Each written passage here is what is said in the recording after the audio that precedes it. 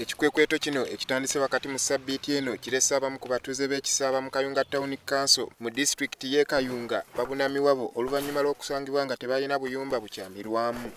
Wabula akulira ebyobulamu mu kibuga kino Daniel Eberu mwennyamivu bya Nsusso bw'ategeezezza nti bamaze ebbanga ddene nga basomesa abantu ku butya bwe bayinza okwekuuma wakati mu kwewala ebirwadde ebiva ku bukyafu, naye bakottokedde busa bwe basanze abantu abasinga obungi nga tebalina kaabuyonjo.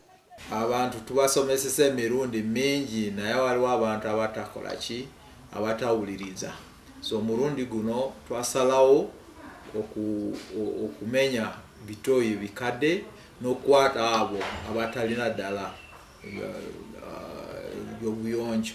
Agambye nti abantu abamu basangiddwa nga balina obuyumba obukyamirwamu naye ng'ebinnya byajjula dda, so nga abandi basangiddwa zikaabuyonjo zaabwe teziriiko buyumba ate abandi babadde tebalina ddala we bakyama. Tusanze amaka gamu nga kabuyonjo kajjula dda, ezo zobadde olaba nti tuzimenya nga twagala abantu bazimbe bugundi bupya.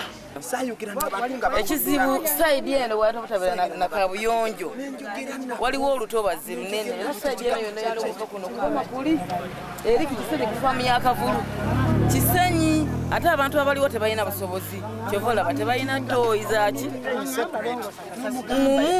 bazimbira butooyi butiki ne bateekako era kyova olaba nti zonna zonna bakoze eki bazisudde.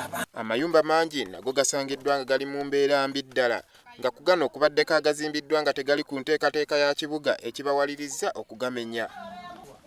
Buli byokola mu kibuga kirina kuba pulaani. So ebizimbe bino abantu gye bazimba birina okuba ku pulaani tusobole okufuna development ennungi. Bavunaanyizibwe kubanga gavumenti buli kimu bawanjagira gavumenti, buli kimu bawanjagira gavumenti, era gavumenti yeneeva eri bazimbire ne ttooyi. Bavunaanyizibwe bababonereze bategeere. Bino byonna biwaliriza abantu okwesogga ensiko era mpozzi bagera buzibye ne balyoka babomba okudda ewaka.